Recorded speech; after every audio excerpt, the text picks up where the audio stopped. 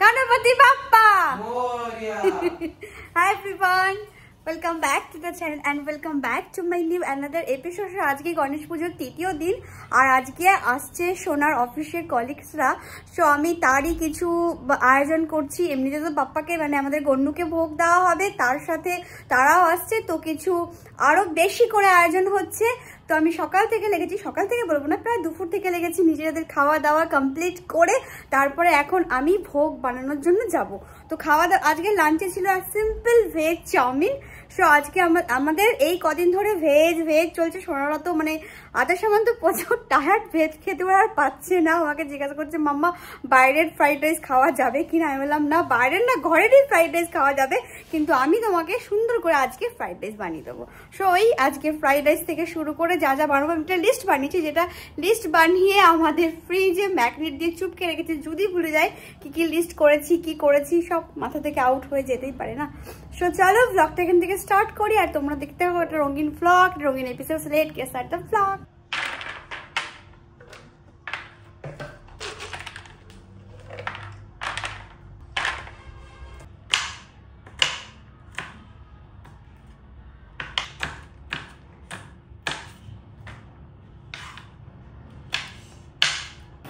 ভোগ বানানো শুরু করছি। এখানে একটু আমি সুজির যে হালুয়া যেটা সেটাই বানাবো।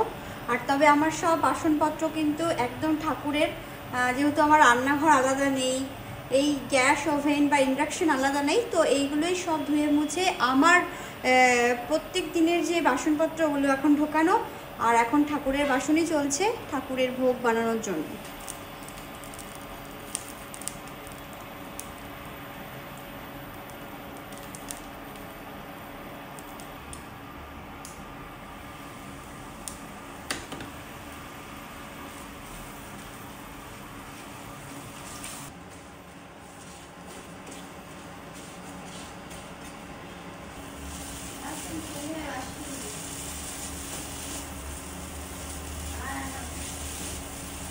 সুজির হালুয়া হয়ে গেছে। এবার বানাবো, যেহেতু কচুরি বানাবো তার জন্য মটরশুঁড়িটাকে একটু ফ্রাই করতে হবে।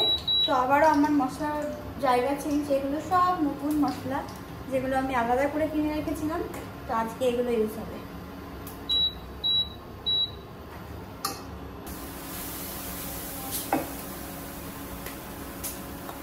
স্পুন আন না, হ্যাঁ স্পুন আন না, spoon checking, let us checking if for this one ingredient.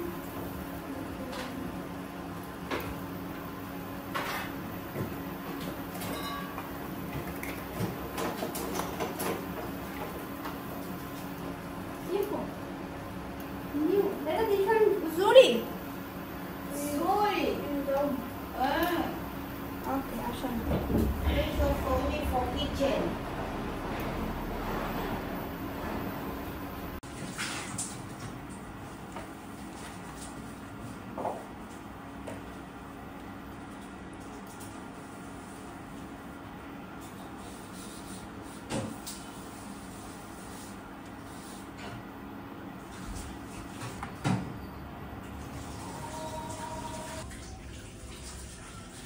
That is this side. Start to color.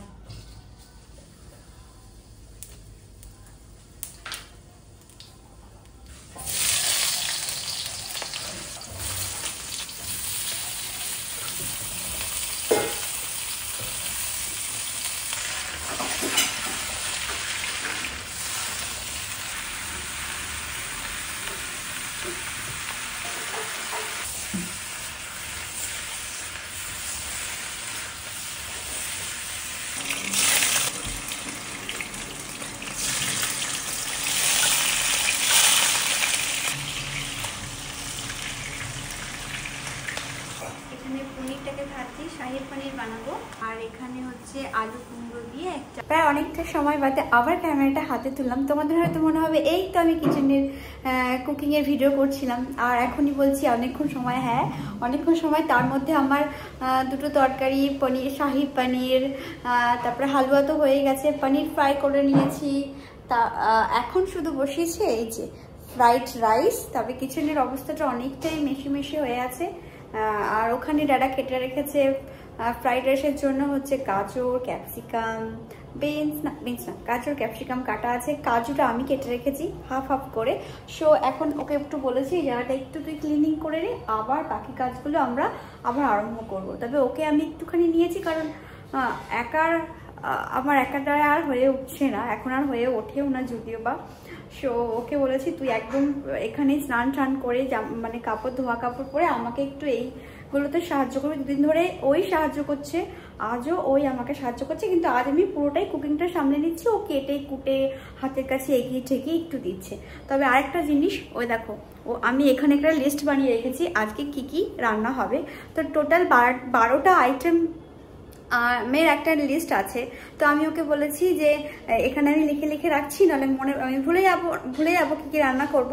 আর যেই রান্না হবে ওগুলোতে টিক মারবো। তো আমি টিক মারতেও ভুলে গেছি। তো রান্না করছি, হঠাৎ আমাকে এসে একটা পেন দিয়ে বলছে তোমার জন্য একটা সারপ্রাইজ আছে। আমি বলছি কি সারপ্রাইজ?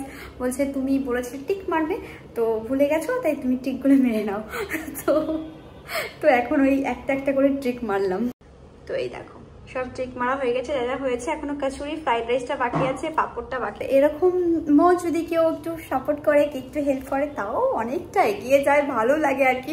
আর আমি মজাক করতে করতেই রান্না করি ওদের সাথে, তাহলে নিজের মধ্যে এনার্জিটা ধরে রাখতে পারি যাতে, আর যাতে বোর ফিল না হয়, টায়ার্ড না হয়। এমনিতে তো শরীরে ওই পায়ে ব্যথা এই ব্যথা সেগুলো তো থাকেই নর্মালি অনেকক্ষণ দাঁড়িয়ে থাকলে। এইগুলো নিয়ে ভাবলে আর কিছু করতে হবে না। অনেক বেশি জ্ঞান, তোমরা কেউ জ্ঞান নিতে চাও তাহলে আমার কাছে চলে এসো, আমি ফ্রিতে অনেক জ্ঞান দিই সবাইকে। রান্না করে সব এই যে ঘরে এলাম, আর যে শাড়ি বার করে নিয়েছি, এই শাড়িটা পরবো। এই আজকে নিয়ে 2বার পরা হবে এই শাড়িটা আমার। আর একটু বাকি আছে, যেমন হচ্ছে স্প্রিং রোল ফ্রাই আর কচুরিটা, ওটা ড্যাডা করবে গরমা গরম। সো ওর উপর ছেড়ে দিলাম। ও বললো তুমি গিয়ে সেটিং করো, মানে তৈরি হওয়াটাকে ও বলে তুমি গিয়ে সেটিং করো, আমি এগুলো করে দেবো। ঠিক আছে, তাহলে ভালোই হয় আমার জন্য। তো আমি এখন রেডি হই, চলো। এই যে আজার সামান রেডি হয়ে গেছে, রেডি হয়ে ওরা বইপত্র নিয়ে বসে পড়ে। আর আমিও খুব তাড়াতাড়ি করে রেডি হয়েছি। সবাই প্রায় চলে এসছে, সবাই না একটা ফ্যামিলি চলে এসছে। এবার যাই সাজা গোজা আসনটাকে।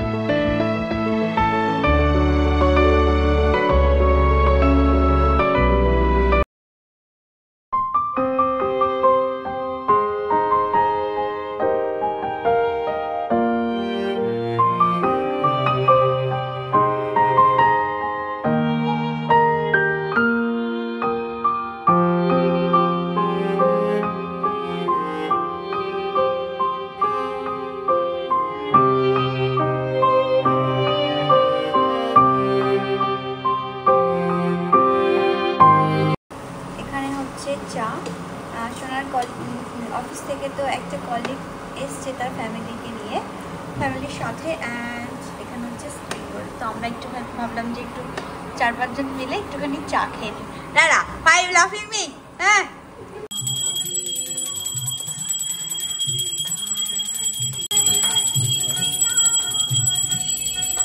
বাবা মোরিয়া রে, মোরিয়া রে, বাবা মোরিয়া রে, মোরিয়া মোরিয়া। প্রসাদ খাওয়া দাওয়া।